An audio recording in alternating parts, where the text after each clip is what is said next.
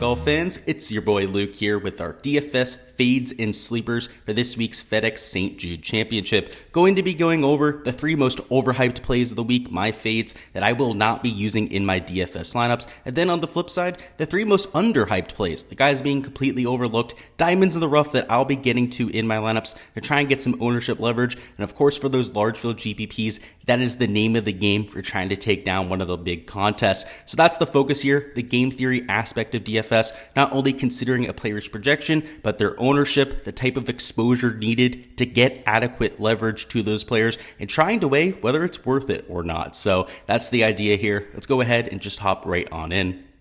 All right, going to start off with the fades here, the players that I'll be avoiding in my poll because I think they're getting a little bit too much attention. And one thing I'll say about my fades is I'm not scared to go out there and put myself on a limb, right? These are obviously chalky plays for a reason. They're going to be at the top of the leaderboard for a reason, the top of people's polls, but for one reason or another, I'll be avoiding them in my poll. And just to bring you guys a reality check, everyone out there has to be fading guys up top. A lot of people won't go out in their content and really speak against players, but every single week, you're going to have to pick 2, 3, sometimes 4 or 5 guys above 9 grand to just go out there and completely fade, play in 0% of your lineups. If you're playing any large amount of lineups or even just 15 to 20 lineups, you have to be doing so or you're just paying the rake out there. So this is a much needed video and just frankly something that the rest of the industry doesn't do. Like they won't go out and stand against a Rory McIlroy like I'm about to, because he makes perfect sense. Off the tee and on approach, you're not going to find a better player in the world, but I have 2 major concerns about Rory McIlroy, which make him maybe a little bit more suspect than people are giving him credit for. So first and foremost, his main weapon, his off-the-tee play, is kind of neutralized around here. You're talking about TPC Southwind, a relatively short golf course. It's right around 7,200 yards, but on top of that, plenty of water in play. And for a lot of the longer players, when you're hitting driver off the tee here, I mean, you're 29-yard wide fairways, so they're not very big to begin with, but you only have another 4 to 5 yards of room on many holes until you get to the water. So players like Rory McIlroy that hit it out there a long way, unfortunately, have a much larger spread on their shots. You know, a lot of their left to right dispersion is a lot higher than guys that only hit it 290 yards. That's just a byproduct of how far you hit it. Obviously, it's proportional to how far you hit it, how far offline you hit it. It's a direct proportion. So guys like Rory McIlroy that usually take advantage of that distance are also going to put themselves in a lot more trouble. So what you've seen in the past and why a lot of the top end players have still won here is they lay up off the tee. They take a lot of irons off the tee. They'll hit plenty of 3-woods, which I don't think is a problem for Rory. And if he takes that avenue, I think he's going to be extremely successful doing so. It's just that we want to target him, especially when he's chalk and he's $11,000 at golf courses where he can utilize that advantage, not a course where he's just going to be field average over the week. And on top of that, the approach play, though it's been really strong over the last month or so, it has been a little bit inconsistent this year. So just zoom out a little bit, right? Remember that fall swing. He looked great from event to event, and then in between would go out there and lose strokes to the field. So I know that he's looked really good over the last few months. I just have a really hard time looking past that. He's somebody who can get a little bit streaky, but when he starts to move the other direction, and it can happen really quickly, he tends to do so in pretty drastic fashion. So Rory McIlroy going to be a fade for me for that reason, but also with the Bermuda grass splits. So if you take a look here, he's losing 0.69 shots gained putting on Bermuda for this season. So it's for the season-long sample size, which is far from what we're looking for. And when we're trying to split hairs up top, you have guys like a Scotty Scheffler, for example, who I already placed an outright bet on. He's a core pick for me this week, who gains close to 0.7 shots per round on Bermuda. It's going to be one of the key points of focus for me. So for Rory, just a few things I'm worried about. I understand the play. Like I said, he's number 3 in my modeling for a reason, but just somebody I have to take a stand against. There's guys that I like just a little bit more around TPC Southwind. Next up, we've got ourselves Patrick Cantlay. So here at $10,300, a little bit lower owned. You could say I have Rory McIlroy at 21.4%. I have Patrick Cantlay here at just 16.4%, so a whole 5% lower, but it's all about the guys around him. Most notably, Cameron Smith, who is one of our core picks this week. I can't give you the ownership number on him. Again, if you're looking for access to all of what I have to offer, so ownership for every player, whether they're in my player pool or not, that is on my Patreon page, I can tell you that Patrick Cantlay is almost double the ownership of somebody like a Cam Smith. So when it's relative like that, I look at him as somebody who's a little bit too chalky, especially considering his skill set. that is a super hot putter. And wow, having a hot putter around TPC Southwind is going to be extremely useful. It's a lot more about the approach play. This is, at least per my correlation analysis, the number one course on tour when it comes to correlation with shots gained approach. And for somebody like Cantlay, that's what can be a little bit inconsistent for him, right? You'll see him go into stretches where he goes out there and gains to the field. You've seen that of late. That's why the recent form has been as good as it has been. Second, 8th, 4th place finish, 13th and 14th. There's no denying that he's in a solid stretch of golf, but that's been because of the approach play, right? So I understand why people are going to get to Patrick Cantlay, but much like a Rory McIlroy, over a long-term sample size, I see just so much inconsistency there that I really start to worry about it. And then much like a Rory, he's not the best putter on Bermuda for his career, at least over this season sample size. He's only gaining 0.18 shots gained putting per round. When we take a look at the recent form metrics, that is well below what we've seen. In fact, it actually is an entire stroke less than what we've seen over his last 24 measured rounds. So might have a little bit of a regression coming in that category just because he isn't the most familiar with the surface. You also have him playing well above his baseline in terms of his ball striking stats.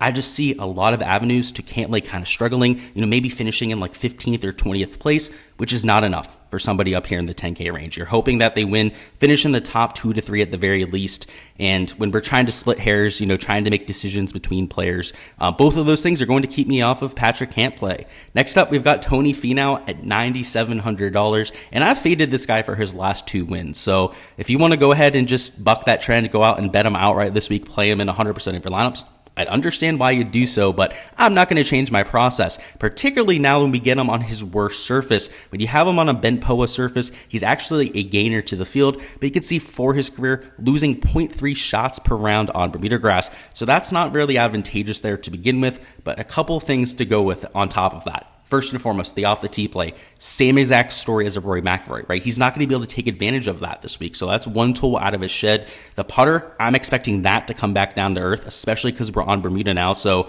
that's another thing that I think is going to come back down to earth. So is he going to win this golf tournament by gaining a bunch on approach and a bunch around the green? Maybe, right? Those are 2 really important stats this week. But when I have guys around him who I can check 3 or even all 4 of those boxes off emphatically, I'm going to make that pivot 10 out of 10 times. So he's 18.8% owned. I believe that's the second highest ownership number I have of anybody on the slate, right after a Rory McIlroy. And you have somebody around him like a Willie Z, who I thought might be mega chalk going into the week. That's pretty much the same ownership level as somebody like a Tony Finau, and he has much more favorable numbers on Bermuda grass to a Tony Finau, and coming in with arguably similar, actually a little bit worse, right? Tony Finau's on another level right now when it comes to his ball striking stats, but it's not like Will Zalatoris is sleeping either. So, a core pick like Willie Z, I'd rather get to there, mostly because of the Bermuda grass splits, which I know I take it a lot more seriously than most on tour. But I'm somebody who's really used to Bermuda. I understand just how nuanced it can be. You could see it with certain players. They just have so much success on the surface. I mean, Scotty Scheffler is a perfect example of it.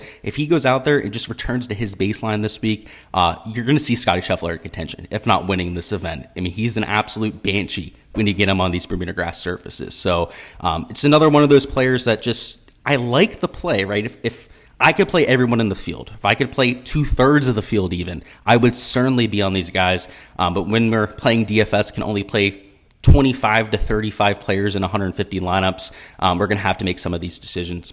Now moving on to the sleeper picks, moving on to the more positive side of the video, the guys that I actually will be playing this week. Number one's going to be Jon Rahm at $10,000. And I've gone back and forth on this. His approach play numbers of late are beyond concerning. In fact, he's gaining 0.29 shots gained per round over his last 24. Over his last 50 measured rounds, it's only 0.26 shots gained per round.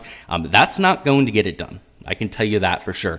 On Bermuda, you can see he's a slate loser for his career on the surface. So you're asking, why would you want to play Jon Rahm? It's the long-term sample size. It's remembering that this guy was the world number one for quite some time. Approach play numbers early in the year was gaining close to 1.2 shots per round. I mean, off the tee, he still continued to go out there and rake. The putter has started to turn around.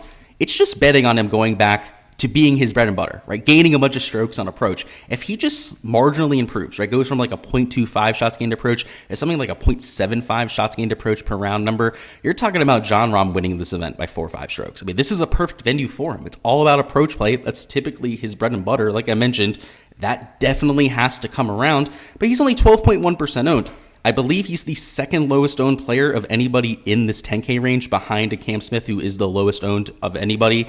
And he's going to be somebody who has just as much upside, if not more upside, than everybody else up top. The putter has certainly been there of late. Like I mentioned, he's gaining close to half a stroke per round, doing his thing off the tee, around the green. He's plugged that hole. He's actually slightly gaining in that category.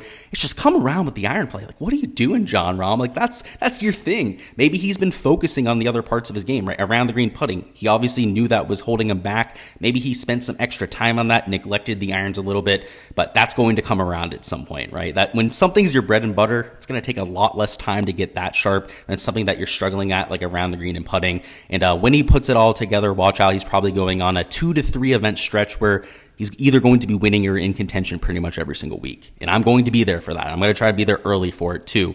Next up, we've got Jordan Spieth at $9,100. And you could pretty much shoe him in here on the Sleeper Picks video every single week. If this guy's going to be low owned, he will be a sleeper pick for me. It's because of the upside.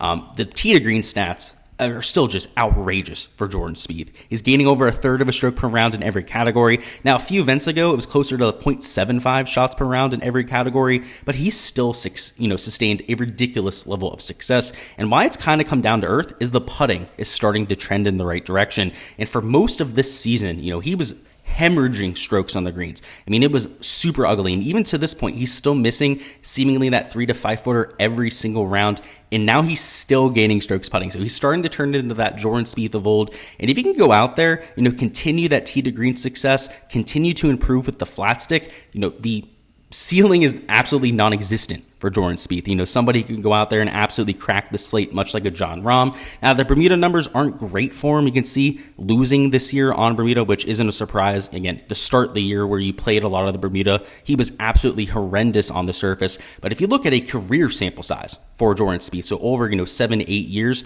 he's great. Obviously from South Florida, extremely familiar with putting on this Bermuda grass surface, all of the grain, all of the nuances that are involved. I don't worry about that nearly as much. So at $9,100, I'm definitely firing him up. He's only 10.7% owned in my projections, which a lot of it's due to the recent form, right? He's kind of just been okay, right? You can see, last time we saw him, it was an 8th at the Open, so I think that's a lot better than okay. 10th at the Scottish, right? A lot of people would be okay with that. But outside of that, it's a few missed cuts, it's a few 37th place finishes. I think people just forgot about Jordan Spieth, right? Because he hasn't played all that often. So somebody I certainly haven't forgotten about, and I'll be playing in bunches. Next up, we've got Collin Morikawa, and he's our last sleeper pick here. And at $8,700, he's completely mispriced. The last time he was in the 8K range, he won a little bit over a year and a half ago. He's got plenty of upside, and pretty much I'll play Collin Morikawa anytime he's low owned, and pretty much no matter what form he's in. He can be coming in with absolutely no semblance of any form at all. He just snaps out of it and wins golf tournaments. He's that type of upside player. And over a year and a half ago, we thought this was the next big thing on the tour, right? And now Collin Morikawa, because he's kind of gone on a little cold stretch, people want to forget about him, but he's still gaining a ton of strokes on approach, still extremely accurate off the tee, and the putter has surprisingly gone a lot better this year. So you would think that his results would follow, but he hasn't been able to piece it all together. I think it's just a ticking time bomb waiting to happen. When he can go out there and just piece together 3 out of the 4 shots gained categories, he's going to at the very least get into contention. And then we know Collin Morikawa, he can get nuclear hot with the putter. It happens once, twice a year, and that's usually when he wins golf tournaments. He did it at the Concession. You guys can remember another Bermuda grass Florida type of track, which I comp a lot to what we're going to see here at TPC Southwind. He's also played well at other courses that are positional on the PGA Tour. Just really checking a lot of the boxes I'm looking for. Accurate off the tee, has approach play in bunches, and the putter, right, isn't going to be ideal. So he's definitely somebody you're taking a little bit of a chance on, hoping he can go out there and plug that hole. But if he does, you're talking about somebody with winning upside who should be $10,700, who's $8,700. You can take as potentially a third man into lineups. So that's really part of the reason he's such a solid play is the price tag. He's very clearly mispriced here on the slate, and he's not getting a bunch of attention, just 11% in terms of ownership. So somebody I will definitely be getting over the field on. All right, boys, that's all I've got for the fades and sleepers. Before you hop on out of here, go ahead and smash that like button. Also, make sure you are subscribed to the channel if you haven't already. That way you don't miss any of the content in the future. That will include a live stream tonight at 7 p.m. Eastern time. We'll touch on the weather, some strategy talk, any of your live questions down in the chat. So if you have anything you want to ask me, any deep dives eyes on players that you've been looking for, that is the perfect place for it. There will also be a link down in the description of this video